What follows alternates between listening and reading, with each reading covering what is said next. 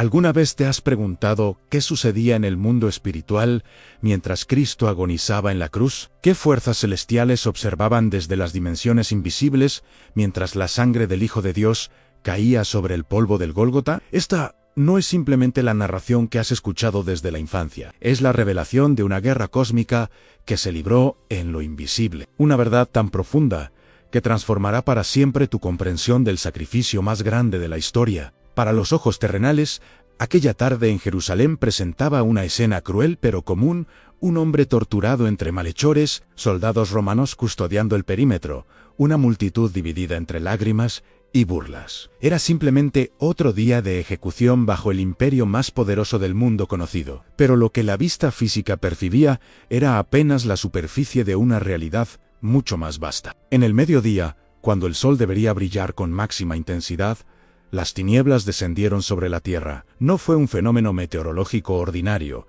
ni un eclipse calculable. Fue una oscuridad sobrenatural que envolvió el mundo porque algo extraordinario estaba ocurriendo en las esferas invisibles. El sol no fue bloqueado por objetos celestes, fue silenciado por un mandato divino. Era una señal cósmica que anunciaba lo que está sucediendo trasciende la comprensión humana. En ese momento preciso, mientras la creación contenía el aliento, las dimensiones espirituales hervían de actividad. El antiguo adversario, aquel querubín resplandeciente que fue expulsado del cielo por su rebelión, observaba desde su reino de sombras. Para Lucifer, esta era la culminación de su estrategia milenaria. El Mesías prometido colgaba indefenso, desangrándose, aparentemente vencido. Todo parecía indicar que finalmente había logrado lo que no pudo conseguir en el Edén, al destruir el plan divino de redención. Sin embargo, algo no cuadraba en el panorama. No había intervención celestial, no descendían legiones angélicas, no se manifestaba poder sobrenatural para rescatar al crucificado. Solo silencio. Y precisamente ese silencio era la señal de que algo mucho más profundo se estaba ejecutando. Algo que las fuerzas oscuras no alcanzaban a comprender. Fue en ese contexto cuando dos presencias poderosas tomaron posición en el reino espiritual. No eran mensajeros comunes, sino arcángeles, de rango supremo: Miguel, el príncipe guerrero del ejército celestial, y Uriel, el portador de los misterios divinos. No descendieron con estruendo ni manifestaciones visibles. Se mantuvieron firmes, silenciosos, vigilantes, con sus miradas fijas no en la humanidad ni en los soldados romanos, sino en el rey que sufría. Miguel resplandecía con un fuego ancestral. Su espada, forjada con los nombres sagrados de Dios, vibraba con poder contenido. Uriel ardía como una estrella blanca. Sus ojos penetraban las dimensiones del tiempo, revelando verdades eternas. Ambos sabían perfectamente lo que estaba ocurriendo. Aunque Jesús parecía derrotado, en realidad ejercía control absoluto sobre cada instante. Lo que los ojos humanos interpretaban como fracaso era en realidad estrategia divina. Lo que parecía caos era el cumplimiento exacto de profecías antiguas. Las entidades demoníacas que se habían congregado para celebrar la muerte del Mesías comenzaron a retroceder instintivamente. Sentían una inquietud inexplicable. El que colgaba del madero no luchaba, pero tampoco perdía. Estaba permitiendo el sufrimiento, y esa permisión consciente era mucho más aterradora que cualquier resistencia visible. Era el poder absoluto manifestándose a través de la obediencia perfecta. En medio del silencio sobrenatural, entre un cielo ennegrecido y una tierra que temblaba sin causa aparente, Cristo lanzó un grito que desgarró el aire en: Dios mío, ¿por qué me has abandonado? No fue un lamento de desesperación, sino una declaración profética. Fue un código espiritual que atravesó las barreras dimensionales y llegó directamente a los oídos de quienes estaban posicionados en las esferas celestiales. Miguel comprendió inmediatamente. Su espada permaneció enfundada, pero todo su ser se tensó como un león, listo para saltar. Uriel no pronunció palabra, pero su luz se intensificó como si una antigua profecía estuviera activándose en ese preciso instante, porque aquel clamor no provenía de un hombre que moría derrotado, sino de un rey que incluso en su aparente debilidad seguía ejerciendo autoridad suprema. Y la orden que impartió no fue para destruir ni para vengarse, fue una instrucción de protección: «An custodien lo que me pertenece». simple, profunda, irrefutable. Los arcángeles debían guardar no solo su cuerpo físico, ni únicamente su alma, sino el pacto que en ese momento se estaba sellando con sangre divina, porque algo más estaba ocurriendo en las dimensiones invisibles, una transacción legal de alcance cósmico. Jesús estaba asumiendo los pecados de toda la humanidad, no como un gesto simbólico, sino como una operación real en las cortes celestiales.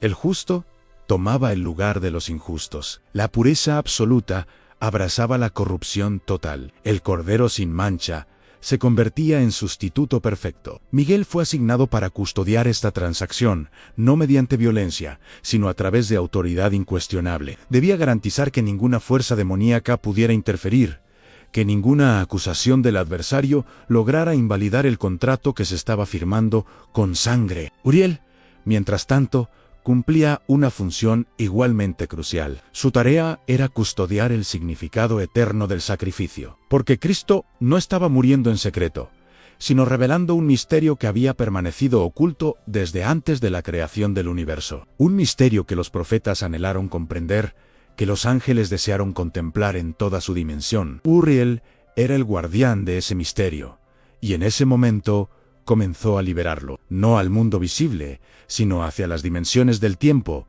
hacia el corazón de las generaciones futuras. Mientras la sangre caía gota a gota sobre la tierra, Uriel liberó un rayo de luz espiritual que viajaría a través de las eras. Un fuego revelador que abriría los ojos de Salo camino a Damasco, que inspiraría los evangelios, que despertaría almas dormidas en lugares y tiempos aún no nacidos. No pronunciaba palabras, pero su fuego predicaba un mensaje claro. Lo que acontece en este monte no es el final de nada, es el principio de la mayor revelación que la humanidad ha recibido jamás. Es el comienzo de una nueva era donde el acceso a Dios ya no estará restringido por velos ni mediadores, sino abierto para todo aquel que crea. Cuando Cristo pronunció su última declaración «Han consumado es», no estaba simplemente terminando su vida física, estaba sellando un pacto eterno, abriendo un acceso que había permanecido cerrado desde la caída en el Edén en Los Ángeles, que durante siglos habían custodiado el lugar santísimo del templo. Comprendieron en ese instante que su función había llegado a su culminación. El velo que separaba lo santo de lo común ya no era necesario. La tierra se estremeció violentamente, el velo del templo se rasgó de arriba hacia abajo, en un movimiento que ninguna mano humana podría haber ejecutado. Las rocas se partieron. Los hombres contemplaron en silencio un cuerpo sin vida colgando entre dos criminales. Pero lo que sus ojos veían era solo la superficie de una realidad mucho más profunda. En el mundo espiritual, algo completamente diferente se estaba desarrollando. El Hijo del Dios viviente no se desvaneció en la nada, no desapareció simplemente, descendió con propósito y autoridad al Sicol, el lugar de los muertos, entró no como víctima, sino como rey conquistador. No gritó, no demandó, no suplicó, simplemente atravesó los umbrales, y el reino de las sombras tembló hasta sus cimientos. Jamás un ser sin pecado había caminado por aquellas cavernas invisibles. Nunca la santidad pura había atravesado los dominios de la muerte, cargando no su propia culpa, sino la de toda la humanidad. El Equiole, en la comprensión hebrea, era un lugar dividido, en un lado de tormento para los malvados, otro de reposo para los justos, separados por un abismo imposible de cruzar. Allí aguardaban las almas de generaciones enteras: Abraham, Moisés, David, Isaías, todos los que habían muerto en la fe, esperando una promesa que aún no se había cumplido. Sabían que algo vendría, pero no sabían cuándo ni cómo, hasta que finalmente lo vieron con sus propios ojos espirituales. Cristo no entró solo al Seol, al Miguel descendió con él, al igual que Urielen, no para protegerlo ni para liberarlo, sino para presenciar lo que ningún ángel había presenciado jamás, a la victoria conquistada desde dentro del mismo dominio de la muerte. Miguel no blandió su espada porque no había enemigo a quien enfrentar. Estaba presente para testificar legalmente, como general supremo del ejército celestial, que el acceso a la prisión de la muerte era ahora legítimo, que lo que Cristo estaba haciendo era justo, que el trono de las tinieblas no tenía poder ni autoridad para impedirlo. Uriel, por su parte, portaba los secretos sellados desde antes de la fundación del mundo. No eran meras palabras, sino realidades escritas en luz eterna. En el instante en que Jesús puso pie en los reinos ocultos del Esiol, Uriel desplegó el rollo celestial, un pergamino invisible que contenía las promesas cumplidas, los pactos activados, las profecías selladas con sangre divina. En ese momento, el eco del sacrificio comenzó a viajar no solo hacia el pasado, sino también hacia el futuro. Como ondas expansivas en el tejido del tiempo, cada palabra cumplida despertó corazones dormidos. Las promesas se iluminaron en los ojos de los justos. Los que habían muerto en la fe ahora contemplaban con perfecta claridad lo que tanto habían esperado. Los antiguos caídos, los gigantes encadenados por su rebelión, los demonios desterrados del cielo, todos sintieron el cambio dramático en la atmósfera espiritual. El fuego del juicio se encendió, no con palabras de condena, sino con la sola presencia del Cordero inmolado, que ahora caminaba victorioso por los pasillos del Equiol. Las Escrituras ya lo habían anunciado siglos atrás. Abran las puertas eternas, y que entre el Rey de Gloria ahora, esa frase resonaba en los cimientos mismos de la muerte, no como poesía inspiradora, sino como autoridad ejecutándose. Cristo no pidió permiso a ningún poder. No presentó argumentos ante tribunal alguno, simplemente habló, y las cadenas se quebraron. No fue necesario forzar cerrojos ni derribar puertas. El decreto eterno fue pronunciado desde dentro, y eso fue suficiente. Los portales del abismo se estremecieron. Miguel, con su espada en alto, declaró ante todo el mundo invisible: esta transferencia es legal, y nadie puede impedirla a Uriel. Con sus manos extendidas, liberó la verdad que ilumina todas las edades. En ese instante preciso, el mismo infierno comprendió que ya no tenía la victoria. Aquel que había muerto ahora caminaba entre los muertos como el viviente. Y lo hacía no para quedarse, sino para liberar a los cautivos. En el corazón mismo del Esijol, donde las sombras parecían eternas y el aire cargado con siglos de lamentos, Jesús se detuvo. Frente a él se alzaban los portales del cautiverio. No eran estructuras de hierro ni de piedra, sino barreras construidas con legalidad antigua, puertas edificadas por la rebelión, reforzadas por la mentira, custodiadas por la ignorancia espiritual de generaciones enteras. Cristo no portaba espada, no levantó su voz, no mostró su gloria en forma visible, aún conservaba las marcas de los clavos, aún llevaba las heridas del sufrimiento voluntario. Y sin embargo, su sola presencia era más que suficiente. El rey estaba allí, no como visitante ni como prisionero, sino como heredero legítimo de todo lo creado. Entonces alzó su mano, y las llaves aparecieron. No eran objetos físicos de metal decorado, sino llaves forjadas en eternidad, construidas con justicia perfecta, grabadas con el nombre de cada alma que había sido esclavizada por el pecado, llaves que ningún demonio podía siquiera tocar, llaves que habían permanecido ocultas hasta que el Cordero, inmolado pero vivo, descendiera a reclamarlas. Miguel avanzó no como atacante, sino como testigo oficial del cielo. No fue enviado para luchar, porque no había batalla que librar. La guerra ya había sido ganada en el Gólgota. Ahora solo quedaba ejecutar la victoria, y su presencia lo confirmaba ante todas las potestades espirituales. Uriel cumplía la parte más sagrada de su misión. En sus manos ardía un pergamino de fuego, un texto eterno con palabras vivas. Al desplegarlo, el Siol entero se iluminó con verdades que habían sido selladas desde el principio del tiempo. Las profecías cobraron sentido completo. Las parábolas se volvieron realidad tangible. Las promesas dejaron de ser esperanza futura y se transformaron en cumplimiento presente. David lo contempló y comprendió que sus salmos no habían sido en vano. Isaías lo reconoció como el varón de dolores que había profetizado. Abraham, que había subido al monte con su hijo Isaac, ahora veía al verdadero Cordero prometido. Las almas de los justos se pusieron en pie, no por sorpresa, sino por honor, porque aquel que había descendido no era simplemente un libertador más, era el cumplimiento de todas las escrituras sagradas. Entonces, en el silencio absoluto del inframundo, Jesús habló. 3 palabras, no más, no menos han consumado están, fue la sentencia que rompió el equilibrio de los siglos. No fue una petición, Fue una orden irrevocable.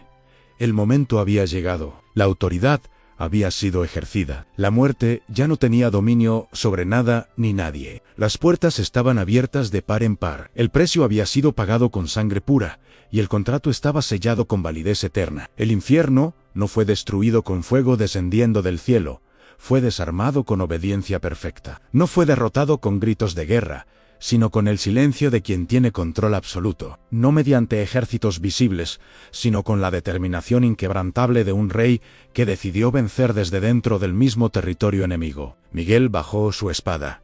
Su misión cumplida. Uriel cerró el pergamino sagrado, los misterios revelados. El cielo se estremeció de gozo, la tierra se preparó para un nuevo amanecer, y el tiempo mismo contuvo la respiración, porque aquel que había descendido a lo más profundo, ahora comenzaba a ascender victorioso, llevando consigo las almas liberadas y las llaves del destino humano. Muchos piensan que la resurrección comenzó cuando la piedra fue removida del sepulcro, cuando las mujeres llegaron al amanecer del tercer día y encontraron la tumba vacía. Pero esa fue únicamente la manifestación visible de una victoria que ya había sido conquistada en las profundidades invisibles. La resurrección no empezó con luz, comenzó en el abismo, en el lugar donde el alma humana no tiene voz, donde los siglos se acumulan sin esperanza, donde la muerte presume de su poder invencible. Allí, en lo más profundo del Seol, fue donde la vida encendió su llama inextinguible. Jesús no salió huyendo de la muerte,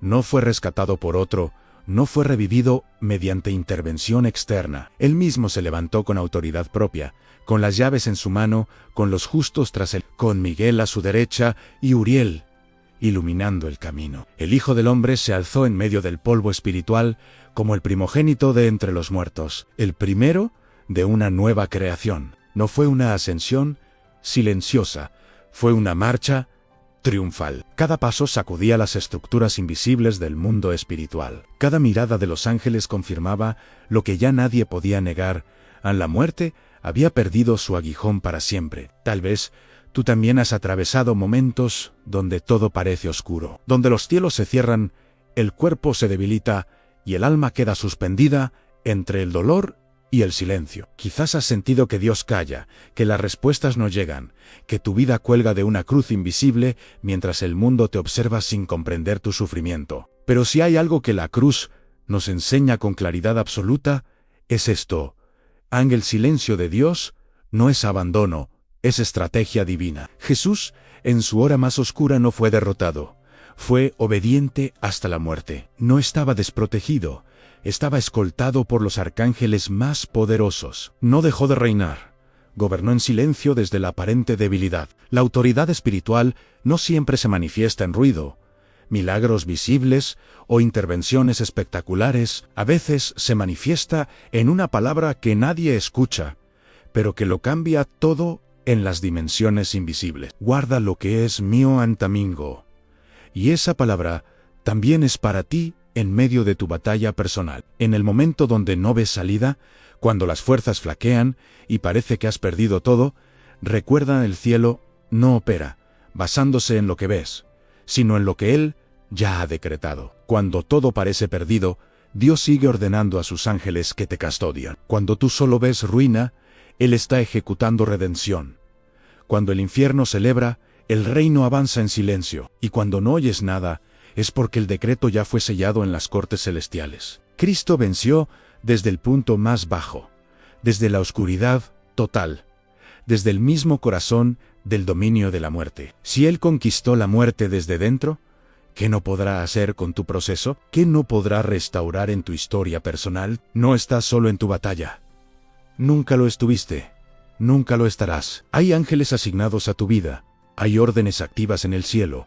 Y hay una promesa que ya fue comprada con la sangre más valiosa del universo. El mismo que descendió al Seol con autoridad, el mismo que tomó las llaves sin hacer ruido, sigue abriendo puertas que ningún hombre puede cerrar. La cruz no fue solo un sacrificio, fue una conquista total. Y no fue únicamente por Él, fue por ti.